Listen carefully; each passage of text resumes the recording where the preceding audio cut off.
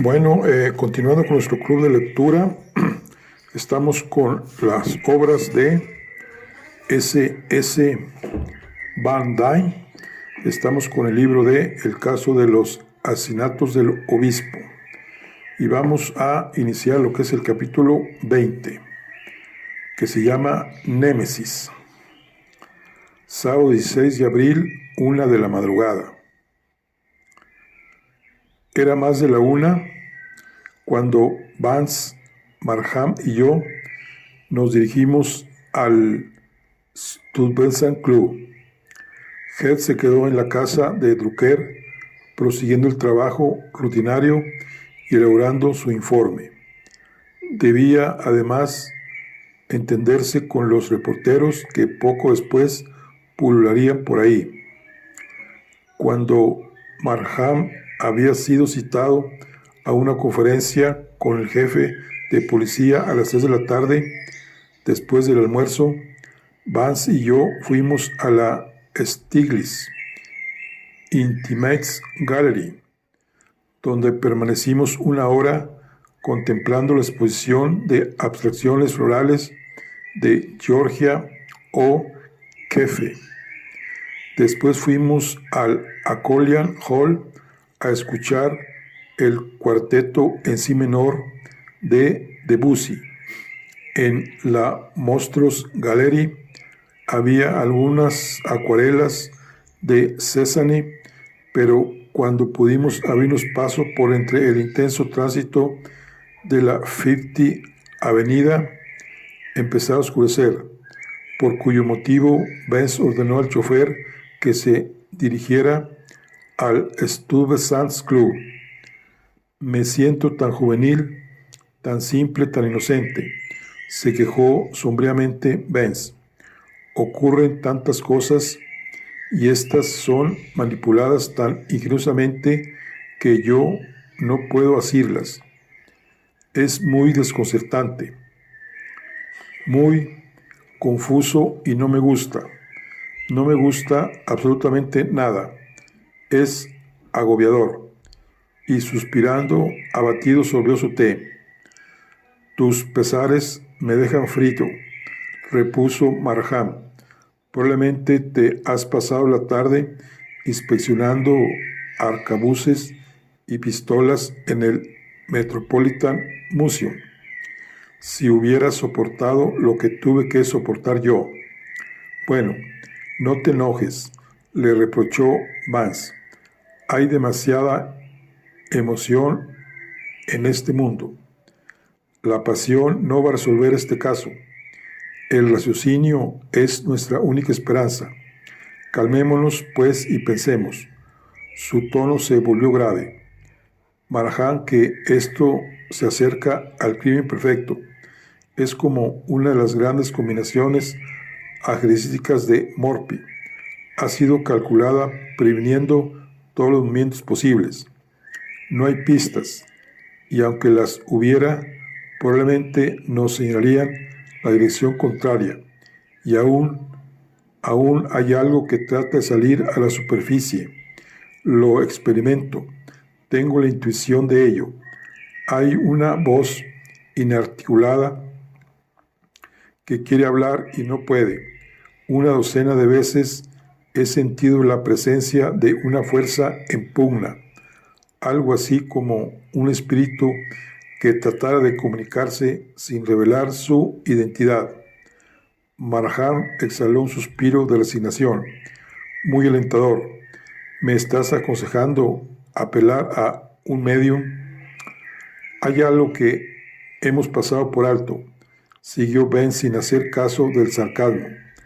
Este caso es una cifra cuya palabra clave está en alguna parte ante nosotros sin que acertemos a verla. A fe que es bastante enojoso. Seamos ordenados. La claridad es nuestro desideratum. Primero es asesinado Robin. Luego Speed recibe un tiro. Más tarde, la señora Drucker es atemorizada por un alfil negro. Después, Drucker es empujado desde lo alto de una pared. Tenemos pues 4 episodios en la farsa montada por el asesino. 3 de ellos han sido cuidadosamente planeados. Uno, el del alfil dejado en la puerta de la señora Drucker, lo ejecutó forzado por las circunstancias y por lo tanto sin una preparación cuidadosa. Aclara tu razonamiento sobre ese punto, oh mi querido amigo. El portador del alfil negro obró evidentemente en defensa propia. Un peligro inesperado surgió en su camino y tomó medidas para precaverse. Poco antes de la muerte de Robin, Drucker salió de la sala del club y se sentó en la glorieta del jardín, desde donde podía ver la sala a través de la ventana trasera. Minutos más tarde, vio a alguien dentro de la sala hablando con Robin. Drucker volvió a su casa y en ese momento el cuerpo de Robin fue extendido en el patio. La señora Drucker lo vio y probablemente al mismo tiempo vio a su hijo. Entonces dio un grito, cosa muy natural, ¿no?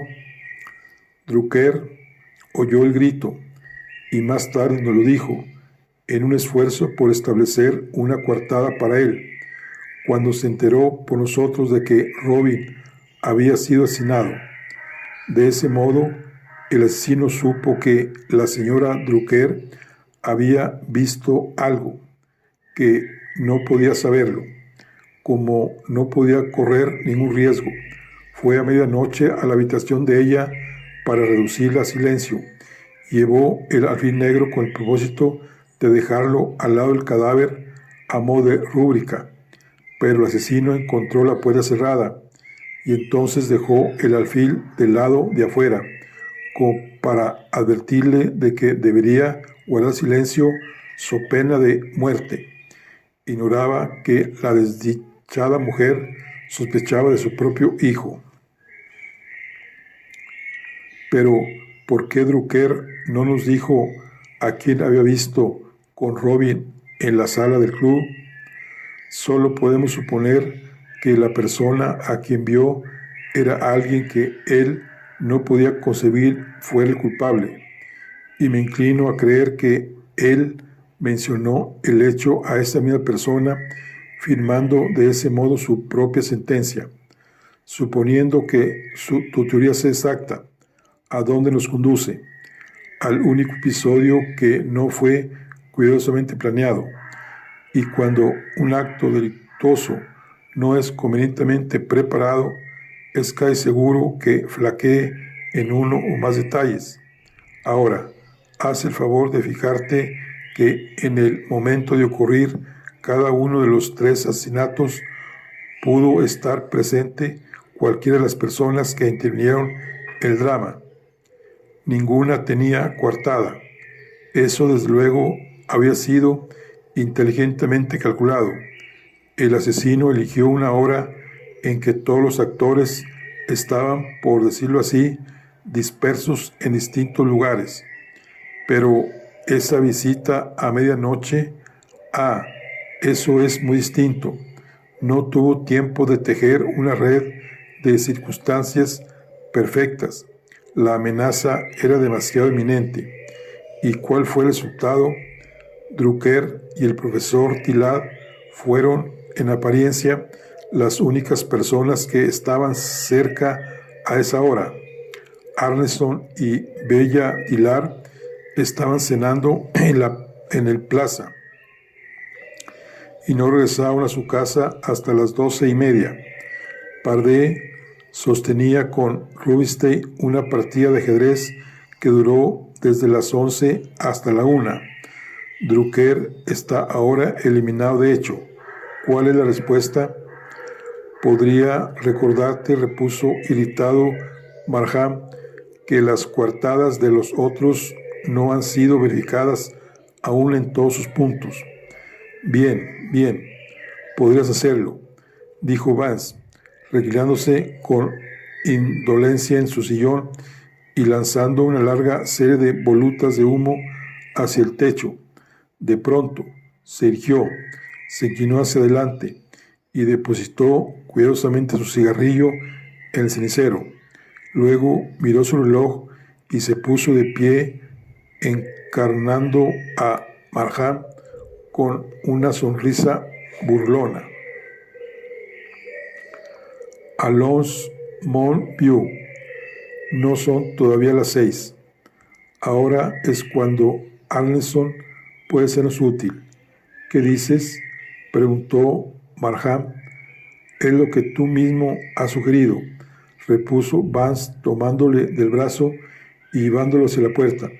Vamos a comprobar la coartada de Pardé. Media hora después, estaban sentados con el profesor y Arneson en la biblioteca de Dillars. Hemos venido a realizar una diligencia algo fuera de lo corriente, explicó Vance, pero que puede tener una importancia vital en nuestras investigaciones. Sacó su billetera y de esta una hoja de papel que desdobló. He aquí un documento, señor Arneson, que quiero que usted vea. Es una copia de la planilla oficial de la partida de ajedrez entre Pardé y Rubinstein. Muy interesante.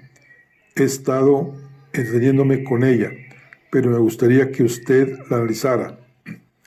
La primera parte de la partida es bastante vulgar, pero después del intervalo, más bien me llama la atención. Arneson tomó el papel y lo estudió con cínico regocijo. Ajá, este es el poco glorioso récord del Waterloo de Pardé, ¿eh? ¿Qué significa eso, Marjan?, preguntó el profesor Dillard despectivamente. ¿Pretende usted descubrir al criminal perdiendo el tiempo con el ajedrez? El señor Vance espera poder sacar algo limpio de todo esto. ¡Qué tontería! El profesor se sirvió un vaso de oporto y, abriendo un libro, se desentendió de nosotros. Arneson estaba absorto estudiando las anotaciones de la planilla de la partida. Aquí hay algo raro, murmuró. Veamos la cuestión tiempo. La planilla demuestra que hasta el momento del intervalo, las blancas, es decir, Pardé, habían jugado 1 hora y 45 minutos, y las negras, o sea Rubinstein, 1 hora y 58 minutos. Hasta aquí vamos bien. 30 jugadas. De acuerdo, pero el tiempo al final de la partida, cuando abandonó Pardé, hace un total de 2 horas y 30 minutos para las blancas y 3 horas y 32 minutos para las negras, lo que quiere decir que durante la segunda sesión de juego, las blancas invirtieron solo 45 minutos, mientras que las negras invirtieron 1 hora y 34 minutos. Vance asintió. Exacto. Estuvieron jugando durante 2 horas y 19 minutos, comenzando a las 11 de la noche, lo que prolongó el juego hasta la 1:19 de la madrugada. Las jugadas de Rubinstein invirtieron 49 minutos, más que las de Pardé. ¿Puede usted explicarse lo que sucedió? Arneson frunció los labios y miró de soslayo las anotaciones. No está claro. Necesito tiempo. Le propongo reconstruir la partida de acuerdo con las posiciones en el momento en que fue reanudada y seguirla hasta el final. Me gustaría conocer su opinión sobre la táctica de ambos jugadores. Arneson se levantó rápidamente y se dirigió a la pequeña mesa de ajedrez que estaba en un rincón. Buena idea, dijo, volcando el cajón de las piezas. Veamos, ajá, falta un alfil negro. ¿Cuándo va a ser restituido?, prosiguió, dirigiéndose a Vance una mirada de reproche. No importa, no lo necesitamos. El alfil negro fue comido, y procedió a disponer las piezas de acuerdo con la posición de los jugadores al anudar la partida. Después se sentó y estudió la distribución. El juego no me impresiona como particularmente desfavorable para Padre, aventuró Vance. A mí tampoco. No comprendo por qué perdió la partida. Debería haber sido tablas. Después de un momento, Allison señaló la planilla de las jugadas. Seguiremos el juego completo para ver si damos con el punto débil de Pardé. Hizo media docena de jugadas. Luego, tras varios minutos de concentración, gruñó: «Ah, qué juego sutil el de Rubinstein». A esta altura de la partida comenzó a desarrollar una combinación asombrosa. ¡Qué profundidad! Como conozco a Rubinstein, sé que debe haberle llevado bastante tiempo aplicarla. Es un hombre lento pero certero. Es posible, dijo Vance, que el desarrollo de esa combinación explique la diferencia de tiempo entre los movimientos de las blancas y las negras. Indudablemente, Rubinstein debe hallarse en buena forma para no hacer más notable esa diferencia. El planteamiento de esa combinación le llevó 45 minutos, si no soy un imbécil.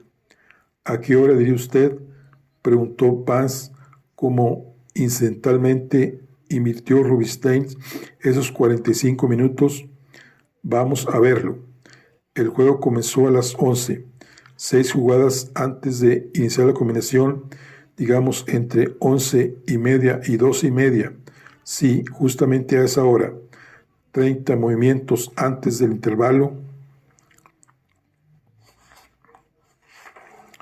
6 a partir de las 11, lo que hace un total de 36. Después, en la jugada 44, Rubinstein movió su peón alfil dama a la séptima y Pardé abandonó. Sí, el desarrollo de la combinación se efectuó entre 11:30 y 12:30.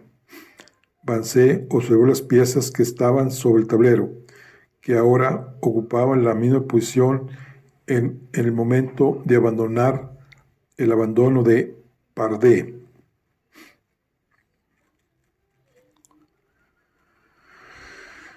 Dice: en beneficio del ajedrecista experto, académico, interesado en conocer la posición exacta del juego en el momento en que Pardé se rindió, damos a continuación la misma. Blancas, rey 1, caballo dama, torre 8, alfil dama, las blancas, peón 2 dama, peón 2 torre dama, 4 piezas. Negras, rey 5 dama, caballo 5 caballo dama, alfil 6 torre dama, peón 7 caballo dama, peón 7 alfil dama, 5 piezas. Las 5 jugadas para dar mate no efectuadas por las negras, tal como Vance me indicó después, son las siguientes: 45, torre por peón, caballo por torre. 46, rey por caballo, peón 8 caballo igual a dama. 47, rey por dama, rey 6 dama. 48, rey 1 torre, rey 7 alfil. 49, peón 3 dama, alfil 7 caballo, jaque mate. Nota del autor. ¿Cuál es la posición? Donde abandona Pardé. Dice: por pura curiosidad, dijo tranquilamente, yo continué la otra noche la partida hasta el jaque mate. ¿Tendría usted inconveniente en hacer lo mismo? Me gustaría oír sus comentarios. Allison estudió atentamente la posición de las piezas durante algunos minutos. Luego se volvió lentamente y miró a Vance con una sonrisa sardónica. Me doy cuenta. Dios mío, qué situación. 5 jugadas de las negras para el jaque mate. Es un final casi nunca visto en ajedrez. No recuerdo ningún caso parecido. El último movimiento hubiera sido a la séptima del caballo de la dama. En otras palabras, Pardé fue derrotado por el alfil negro. Increíble. Hay otra variante para ganar, pero no están relacionadas con la idea del autor. Nota del traductor. El profesor Dillard dejó su libro a un lado. ¿Qué es eso?, exclamó, uniéndose a nosotros frente a la mesa de ajedrez. Que Pardé fue derrotado por el alfil, dijo, dirigiendo a Vancé una mirada de admiración. Evidentemente tenía usted buenas razones para investigar esa partida. Le ruego disculpe mi mal humor de viejo, y se quedó mirando la mesa con una expresión de tristeza y desconcierto mezclados. Marjan frunció el ceño, profundamente perplejo. ¿Dice usted que es poco común dar jaque mate con un solo alfil?, preguntó a Arneson. Nunca sucede. Es un caso que podemos llamar único, y que eso, entre todos los jugadores del mundo, haya venido a sucederle a Pardé. Incomprensible. Y lanzando una breve e irónica carcajada, prosiguió. Le inclina a uno a creer en una némesis. Usted sabe, el alfil ha sido la bête noire de Pardé durante 20 años. Ha arruinado su vida. Pobre infeliz. El alfil negro es el símbolo de su infortunio. ¡Qué destino! Es la misma pieza que sirvió para desbaratar su gambito. El alfil a la quinta del caballo. Deshizo sus cálculos, descalificó su teoría favorita y escarneció el trabajo de toda su vida. Y ahora, cuando tenía una probabilidad de rehabilitarse frente al gran Rubinstein, el alfil negro le sale otra vez al paso y lo hunde de nuevo en la oscuridad. Pocos minutos después nos despedimos y echamos a andar por la West End Avenida, donde tomamos un taxi. No me extraña, Vancé, comentó Marjan mientras nos dirigíamos al centro de la ciudad, que Pardé palideciera la otra tarde cuando mencionaste el alfil negro, rondando a medianoche. Probablemente creyó que le insultabas deliberadamente, enrostrándole la derrota de su vida. Quizás, murmuró Vance mirando pensativo las nubes a través de la ventanilla. Es algo muy extraño que el alfil se haya convertido en su pesadilla de todos estos años. Tan repetidos golpes son capaces de trastornar al más vigoroso de los cerebros, dando origen a un deseo de venganza contra todo el mundo, y haciendo que el propio fracaso se exalte hasta adquirir los caracteres del símbolo de Astrea. Astrea, diosa de la justicia, en la mitología de la decadencia griega, hija de Júpiter y de Temis o de Astreo o de la aurora, vivió en la tierra en la Edad de Oro, y cuando el mundo fue testigo del primer crimen, ascendió al Olimpo y se convirtió en el siglo zodiacal de Virgo. Se la representa con una balanza y una palma en una mano, y en la otra un manojo de espigas. Nota el traductor. Bueno. Es difícil imaginarse a Pardé en el papel de vengador, objetó Marjan. Tras una pausa, continuó. ¿Qué piensas acerca de la diferencia de tiempo entre el juego de Pardé y el de Rubinstein? Supongamos que Rubinstein ha invertido en efecto 45 minutos para resolver su combinación. El juego no terminó hasta más de la 1. No veo que la visita a Arneson nos haya sido útil en ningún sentido. Eso se debe a que desconoces los hábitos de los ajedrecistas. En un juego regulado de ese modo, ningún jugador permanece frente al tablero durante todo el tiempo que su contrincante medita sus jugadas. Se pasea, estira sus músculos, renueva el aire en sus pulmones, mira a las damas, bebe un vaso de agua fresca y hasta come algo.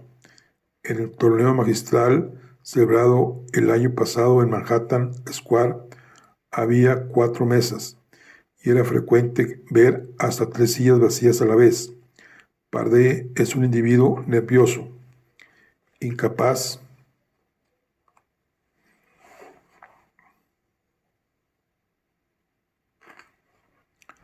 de estar sentado durante todo el tiempo que necesitó Rubinstein para su lento proceso mental. Vance encendió pausadamente un cigarrillo. El análisis del juego realizado por Arneson revela que Pardee dispuso de 3/4 de hora alrededor de medianoche.